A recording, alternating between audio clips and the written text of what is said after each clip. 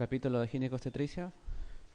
Inicialmente vamos a ver la parte de obstetricia, lo que es nociones elementales, lo que es el aspecto de ciencias básicas de la parte obstétrica, lo que es anatomía genitales femeninos. Básicamente esta gráfica, para que tengan una noción espacial o conceptual de los órganos que forman el rombo perineal. Aquí llamamos periné. Llamamos periné a la parte externa, ubicada entre lo que es el, el himen y el orificio anal, es una parte. La otra parte sería entre el clítoris y lo que es la zona del monte de Venus. ¿Estamos de acuerdo? A toda la parte externa le llamamos periné, ¿no? Eh, los órganos que tener en cuenta en la parte superior, como le digo, es lo que es la glándula clitoriana, lo que es tener el orificio uretral, lo que es tener el conducto vaginal, ¿no? Lo que tener es la zona vestibular. Al lado del orificio uretral hay unas glándulas que se llaman las glándulas de Skenen. ¿Estamos de acuerdo? Ya, y en la parte vestibular también hay otras glándulas que se encargan de lubricar, que son las glándulas de Bartolino. Muy bien. Ahora, al espacio que está formado entre el clítoris y la horquilla himenial, ¿cómo se llama? Y puede ser pregunta de examen. Se llama hiato urogenital. ¿Estamos de acuerdo? Ya. A esta distancia se llama hiato urogenital. ¿Y por qué es importante el hiato urogenital? Cuando veamos la parte de ginecología, lo que es piso pélvico, lo que es el sistema del POPQ, para lo que es distopias, vamos a ver que un elemento importante a tener en cuenta en lo que es las reparaciones quirúrgicas de las distopias genitales es el hiato genital, ¿no? Les voy dando un dato adicionalmente. Una mujer ya por una gran multípara, una mujer posmenopáusica que puede tener problemas de distopia, se dan cuenta que el hiato es amplio, ¿no? Entonces lo que uno busca al reparar es reducir el tamaño del hiato. Lo que uno quiere conseguir más o menos es que tenga un hiato de 4 o 5 centímetros, que es lo que debería ser normalmente una mujer, ¿no? Que no tenga ningún defecto del piso pélvico. ¿No? En cambio, en este tipo de pacientes vamos a ver hiatos de 7, 8 centímetros. ¿Estamos de acuerdo? Entonces, estamos hablando del rombo perineal. ¿Ya? Esta glándula de Bartolino puede sufrir una patología, o dos patologías en realidad. Cuando se obstruye y el drenaje no se da y empieza a acumular líquido. ¿Cómo se llama esa enfermedad? El quiste de Bartolino. Y si es que se desinfecta y se forma en vez de contenido seroso, se forma contenido purulento, ¿cómo se llamaría? El absceso de Bartolino. ¿Estamos de acuerdo? Y acá en esta glándula suburetral también se puede pasar lo mismo, se puede obstruir por un germen, un cuadro infeccioso, y se puede formar un quiste, que es el quiste de la glándula de Skene, o un quiste o suburetral. ¿Estamos de acuerdo? Ahora, este quiste suburetral está asociado en su gran mayoría a infecciones por el germen diplococo gran negativo. ¿Cómo se llama ese germen? El gonococo. ¿Estamos de acuerdo? Vamos dándoles datos puntuales. Yo no quiero que ustedes salgan acá anatomistas ni sepan especialistas en la parte ginecostétrica. Yo quiero que tengan un montón de datos para que puedan contestar con cierto éxito las preguntas que les van a venir en el examen. De eso se trata, ¿no? Muy bien. Es una gráfica ya, una foto en realidad, ¿no? Y el anterior fue un esquema, que es una foto de lo anterior, de los genitales externos. Este es un corte sagital de los genitales internos. ¿Estamos de acuerdo?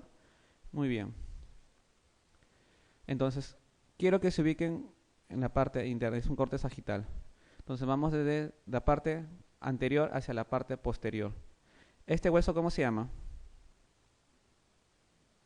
Es la sínfisis del hueso pubiano. ¿Estamos de acuerdo? Como reparo. Por detrás de este sínfisis del hueso pubiano, ¿qué tenemos? A la vejiga. ¿Estamos de acuerdo? A la vejiga. A la vejiga. La vejiga descarga a través de un conducto. ¿Cómo se llama ese conducto? Uretra. ¿Cuánto mide la uretra femenina? Que es lo que nos interesa ahora. Pues la uretra masculina es variable, ¿no? Pero la uretra femenina sí es una constante. ¿Alguien sabe? Y eso es importante porque cuando hagamos el POPQ es la explicación de por qué ponen ese famoso -3. No sé si ustedes lo que hayan revisado alguna vez el POPQ. La uretra femenina mide 3 centímetros. ¿Estamos de acuerdo? Muy bien. Ahora, les voy dando otro dato. La uretra femenina lo dividimos en tres porciones. La porción, la uretra externa, la uretra media y la uretra inferior, por decirlo así. ¿Estamos de acuerdo?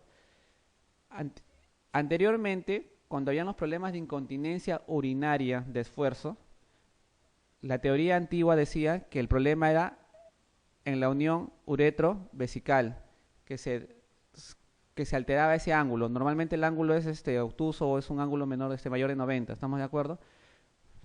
Pero cuando se perdía ese ángulo, teóricamente venían las incontinencias urinarias de esfuerzo. ¿Cuál era la incontinencia urinaria de esfuerzo? Cuando uno tose, uno estornuda, uno se ríe, se le escapa la orina. ¿Estamos de acuerdo? Pero se ha descubierto que no es así, que el problema de la incontinencia urinaria, para adelantarles, a nivel de la uretra media. ¿Estamos de acuerdo? ¿Y por qué? Porque la uretra media normalmente debería estar fija, porque hay dos ligamentos que se encargan de fijar esa uretra media, mantenerla en una posición estable. ¿Estamos de acuerdo? ¿Cuáles son esos ligamentos? Y apunten porque ese sí les puede venir, porque está de moda lo que es defectos del piso pélvico. Uno es el uretro pélvico y el otro es el pubo uretral, que se encargan de mantener fija a la uretra media. ¿Estamos de acuerdo? El uretro pélvico y el pubo uretral.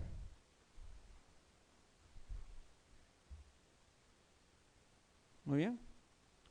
Sigamos. Por debajo de la vejiga tenemos el conducto vaginal. ¿Estamos de acuerdo? El conducto vaginal. ¿Estamos? Por debajo del conducto vaginal tenemos el cuerpo perineal. ¿Estamos de acuerdo? Y la parte más posterior es el orificio anal. ¿Estamos de acuerdo? Estamos de acuerdo. Ahora, les vuelvo a repetir. Esta cavidad por donde sale vejiga, uretra y vagina, ¿cómo se llama? Yato urogenital. Entonces, si les preguntan en el examen qué estructuras protruyen o salen por el yato urogenital, salen la uretra, ¿no? La vejiga y el canal vaginal. ¿Estamos de acuerdo? Muy bien. Sigamos. Ahora, ubíquense por favor, hagamos un poquito de extracción. Tenemos el conducto vaginal. Este sería, que estoy señalando, la pared anterior de la vagina. Y esta línea sería la pared posterior de la vagina. Continuamos, y la vagina en el fondo del saco vaginal, ¿qué encontramos? El cervix, ¿sí o no? Y el cervix se continúa con el cuerpo uterino. ¿Estamos de acuerdo? Muy bien, perfecto.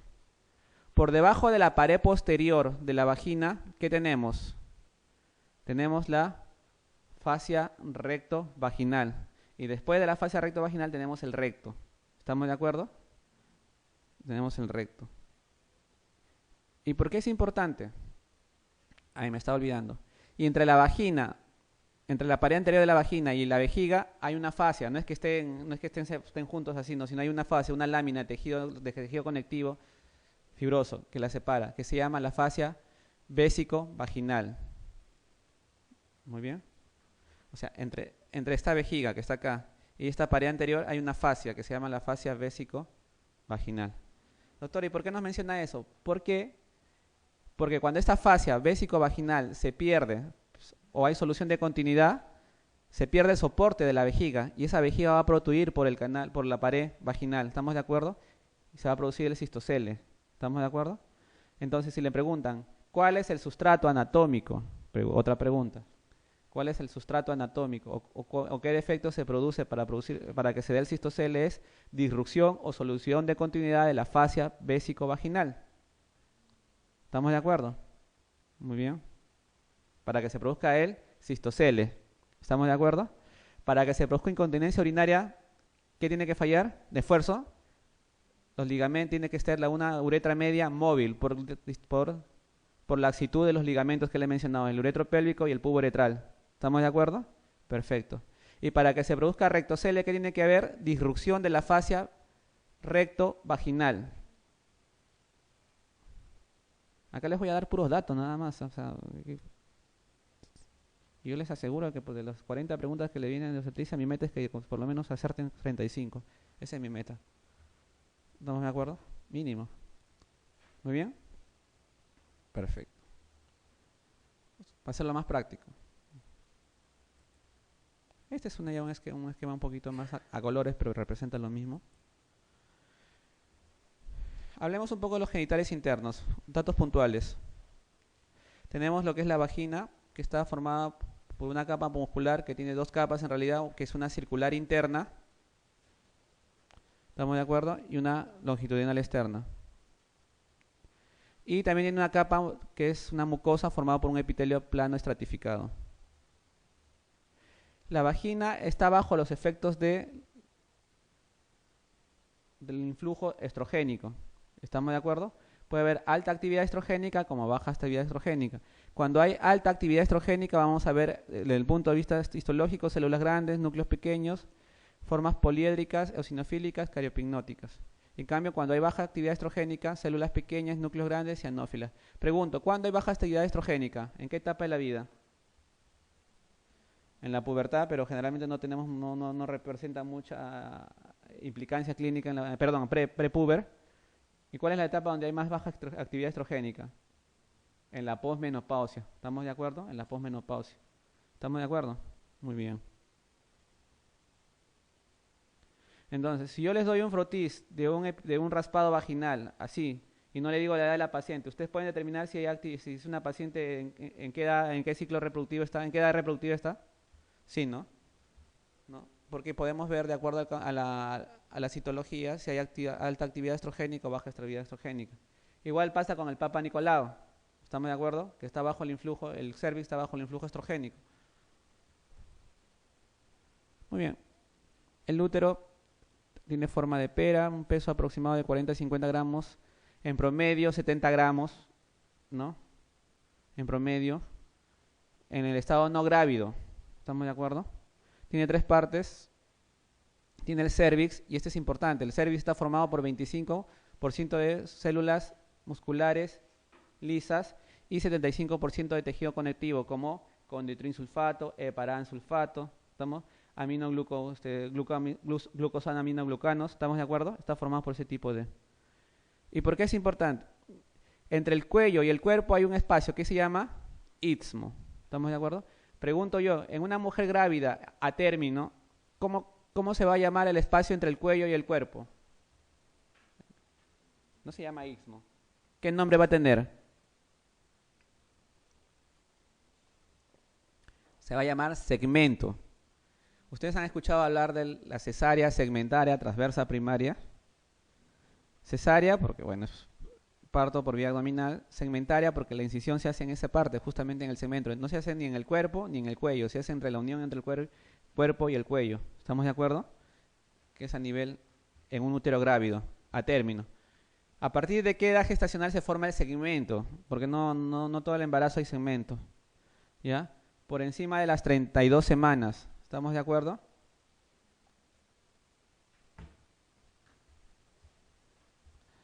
Doctor, ¿y eso qué implicancia tiene? ¿Por qué nos dice eso? Fácil. Porque si yo le hago a una paciente un parto por vía abdominal a las 26 semanas por alguna indicación, por un ejemplo, un síndrome de Hell, lo más probable es que no haya segmento.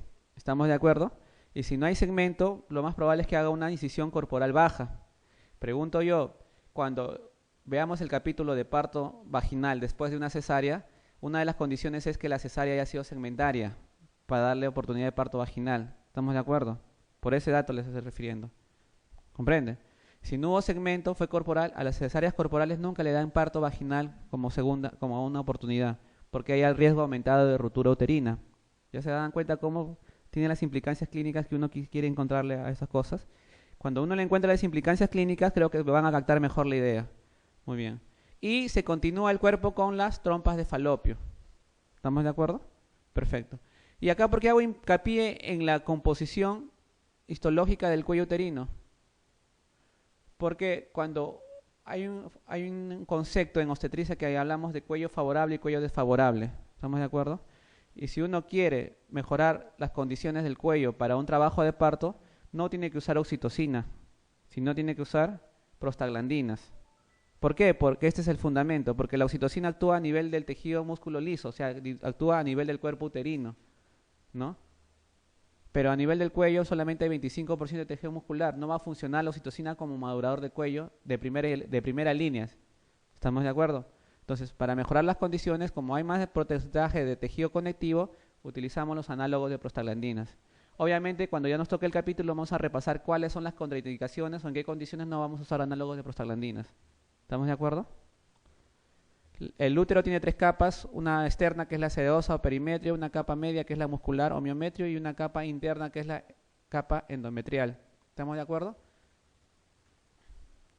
Y el endometrio es importantísimo, no porque, no porque regla la mujer, sino porque viene a ser la capa donde se va a anidar el huevo fecundado. ¿Estamos de acuerdo? Y tiene que haber condiciones.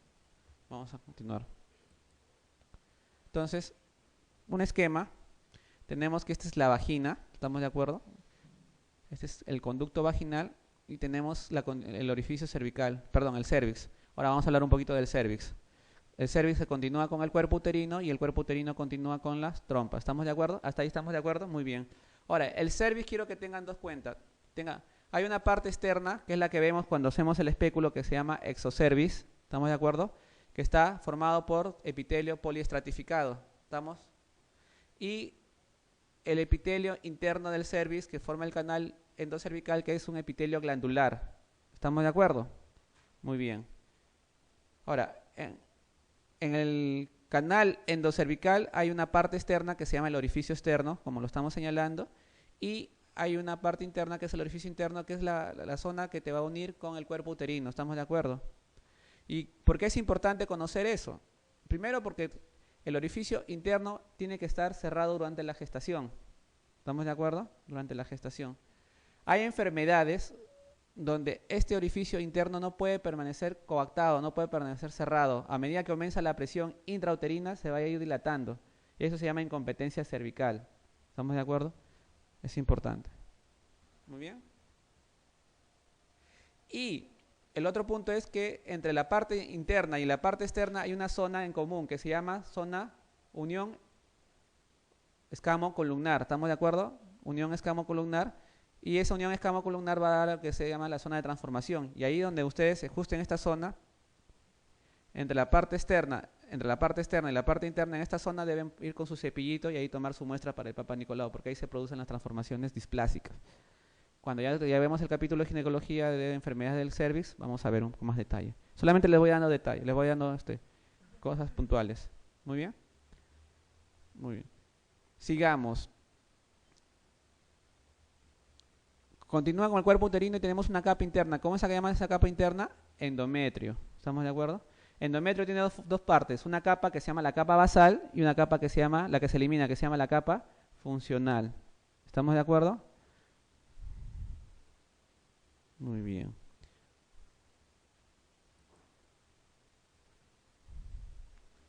Ahora vamos a hablar de la orientación del cuello, del cuerpo uterino en relación a la vagina de la paciente. Entonces hay dos conceptos que tenemos que ver. A ver, uno es la flexión y uno es la versión. La flexión es cuando hablamos del eje del cuerpo con relación al cuello uterino.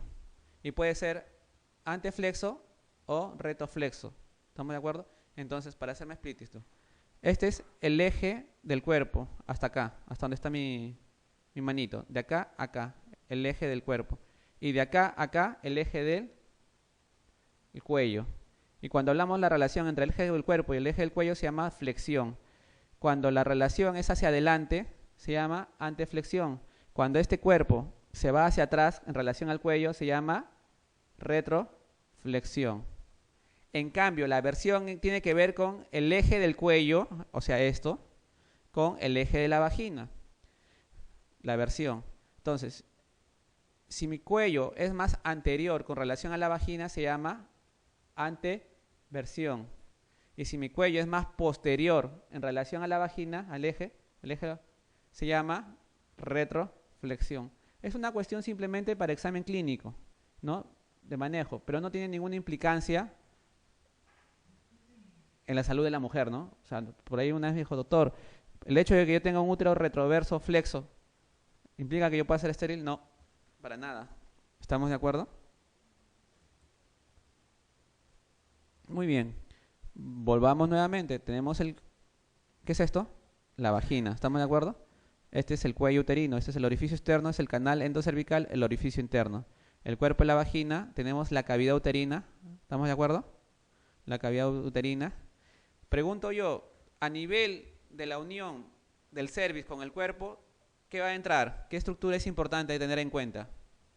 La arteria uterina. La arteria uterina penetra en el útero y da sus ramificaciones hacia el miometrio y hacia la trompa de falopio y hacia el ovario. Perfecto. Por debajo de la arteria uterina, justo en esta unión, ¿qué va a pasar? Esta estructura importantísima que se llama uréter. Y doctor, ¿y por qué me lo menciona eso? Porque el uréter, nosotros cuando hacemos la histerectomía, nosotros ligamos las arterias uterinas y justo lo ligamos a nivel de esta zona, del istmo. ¿Estamos de acuerdo? Entonces tenemos que tener en cuenta que más o menos a 2 centímetros o a centímetro y medio por debajo de la arteria uterina está el uréter. ¿Y por qué tengo que tener en cuenta ese reparo? Porque si hago una aplicatura amplia de 2 centímetros, o sea, clampar con mi pinza para hacer la ligadura del uréter, puedo llevarme o puedo ligar el uréter y puedo proporcionar un problema urológico a la paciente, como que ha pasado. Entonces, esa es una de las complicaciones de la histerectomía para gente que recién se está entrenando y no tiene en cuenta este reparo, el uréter. ¿Estamos de acuerdo? Muy bien. Ahora, la trompa tiene 3 partes. Tiene una porción que se llama ístmica, una porción que se llama ampular y una porción infundibular. ¿Estamos de acuerdo? La porción ampular es la porción más grande, la porción más extensa. ¿Estamos de acuerdo? Ahora, el útero no está móvil, está fijo, ¿no? A través de ciertos medios, mejor que le permiten sostenerse en la pelvis. ¿Estamos de acuerdo? Muy bien. Entonces, ¿cuáles son los medios de fijación del útero? El ligamento redondo, el ligamento ancho, los ligamentos uterosacros, los ligamentos cardinales, que son los principales, o de McEnroe, y los músculos elevadores del ano y las fascias que rodean la vagina y el cervix. Quiero que se lo aprendan eso. Doctor, y cuando se produce el histerocele, ¿cuáles son los ligamentos que están implicados? ¿Qué es el histerocele? Es el descenso del útero a través del canal vaginal, ¿sí o no? Entonces, ¿es porque están fallando o es porque están laxos algunos de esos ligamentos? Básicamente es el ligamento uterosacro el que está laxo con los ligamentos cardinales. Quiere decir que estos son, el 3 y el 4 son los principales soportes del útero a nivel de la pelvis. ¿Estamos de acuerdo? Eso deben aprendérselo. Y acá este es un esquema de la pelvis, una vista anterior. Entonces quiero primero que repasen. ¿Cómo se llama este hueso? Perfecto, ¿cómo? Pubis, muy bien. Debajo del pubis, por decirlo así, está el conducto vaginal. ¿Estamos de acuerdo? Debajo de la vagina, pero un poquito más adentro, está el útero. ¿Estamos de acuerdo? Y por debajo de la vagina, perdón, pero esta es vejiga, disculpen. Vejiga, el útero. Debajo del útero viene el piso vaginal y debajo del piso vaginal viene el recto. ¿Estamos de acuerdo? ¿Se ubican? Perfecto. Muy bien. Lo que yo quería decirle. El útero, básicamente, ¿este hueso cómo se llama? Perfecto, sacro. Muy bien.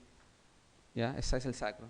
Entonces, el útero, sobre todo a nivel del cuello, está fijado el útero a través de unos ligamentos que van desde la parte del cervix hacia el sacro. ¿Cómo se llaman esos ligamentos? Útero sacros. ¿Estamos de acuerdo? Muy bien, ese es uno. 2. Del útero hacia este ligamento se llama sacroespinoso. ¿Estamos de acuerdo? Sacroespinoso. Este que está acá. Entonces, del útero hacia el sacroespinoso, y ese es el ligamento cardinal o de McEnroe. ¿Estamos de acuerdo? Muy bien. ¿La vejiga está adherida al útero? Sí. ¿Estamos de acuerdo? A través del ligamento vésico uterino.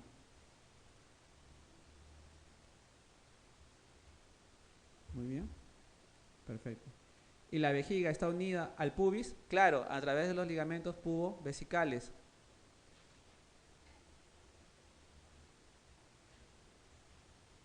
Entonces, si le preguntaran cuáles son los dos principales medios de sostén del útero, ¿cuáles son? El útero sacro y los cardinales o de McEnroe. ¿Estamos de acuerdo? Perfecto. Hablemos un poco sobre el ovario. El ovario básicamente, algo importante, no tiene peritoneo, mide de 5 por 2 por 1,5, pesa entre 4 a 8 gramos, tiene dos capas, una medular central o ilio o una capa cortical que está formado por un epitelio cilíndrico, una túnica albuginea y formación de folículos. ¿Estamos de acuerdo? Acá se forman los folículos. Se da el fenómeno de foliculogénesis. ¿Estamos de acuerdo? Van creciendo folículos y al final un folículo va a crecer por encima del resto. Ese folículo dominante es el que se va a dar, ¿qué proceso? La ovulación. Perfecto. ¿Cómo está irrigado el ovario? Básicamente tienen que tener en cuenta lo siguiente, que hay una arteria que se llama la ilíaca interna, que deriva en una arteria que se llama ilíaca externa o hipogástrica. De la hipogástrica hay una rama que se llama la uterina. De la uterina hay una rama ascendente y hay una rama descendente. La rama descendente salen las arterias cérvico-vaginales. Acuérdense eso. En cambio, de la rama ascendente de la uterina sale la tubárica y de la tubárica sale una anastomosis con la arteria ovárica. Pregunto yo, si el que me contesta eso es importantísimo. ¿Esta arteria ovárica de dónde proviene? Muy bien, de la aorta.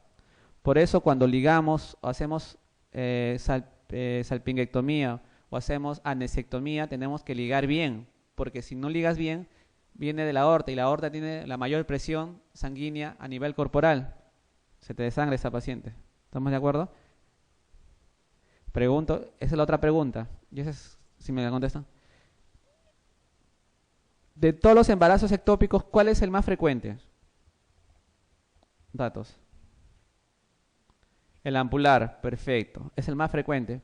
Pero ¿cuál es el más sangrante? El intersticial, el que está justo a la parte externa con las ramas de la ovárica. ¿Por qué? Porque justamente va a afectar a arterias directas o ramas directas de la ovárica que vienen de la aorta. ¿Estamos de acuerdo? Y la presión de sangrado es mucho mayor. ¿Estamos de acuerdo? Vamos al gráfico. Tenemos la arteria hipogástrica. De la arteria hipogástrica tenemos esta es la uterina, ¿estamos de acuerdo? Una rama uterina. Y tenemos una rama descendente que te va a dar hacia la vagina y a las cervicovaginales. ¿Hasta ahí estamos de acuerdo? Muy bien. En cambio, de la rama ascendente de la uterina, tenemos las que se van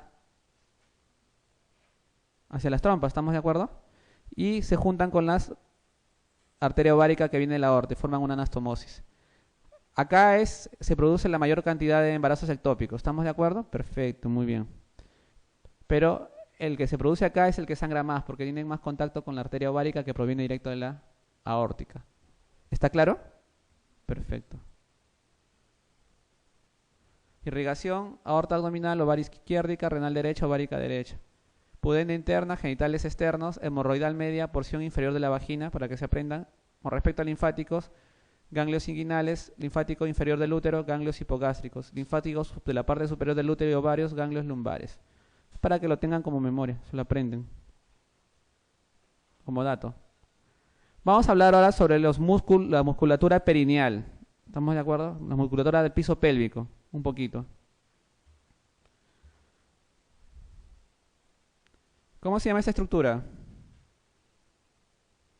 ¿Cómo es este hueso? El pubis. Acá está. El 2 es la vagina, el conducto vaginal. Y acá esta estructura, este pequeño orificio que descarga la vejiga se llama uretra. ¿Estamos de acuerdo? Perfecto. ¿Y este orificio cómo se llama? Anal, ¿no? Recto anal. ¿Estamos de acuerdo? Muy bien. El músculo 4 que te envuelve parte del recto. ¿Estamos de acuerdo? Parte del recto. Con este hueso que es el ilíaco o coccigio, por eso se llama músculo pubococcigio. Y el músculo 5 que parte del hueso pélvico que se llama ilion, por eso se llama iliococcigio. El 4 y 5 envuelven al orificio, al esfínter anal. ¿Estamos de acuerdo? Son componentes del esfínter anal y se encargan de la constricción del esfínter anal. ¿Cómo se llaman esos músculos? El pubococcigio y el iliococcigio en conjunto, ¿cómo se llaman? Músculos elevadores del ano. Muy bien. Perfecto. Es lo que yo quiero que entiendan. Entonces, si les preguntan, ¿quiénes forman los elevadores del ano? Son el pubococcigio, el iliococcigio. Dato, puros datos. Hay otros músculos pequeños, como el obturador interno, el coccigio, que están el número 6, el número 7. Pero lo que me interesa es que se aprendan los elevadores del ano.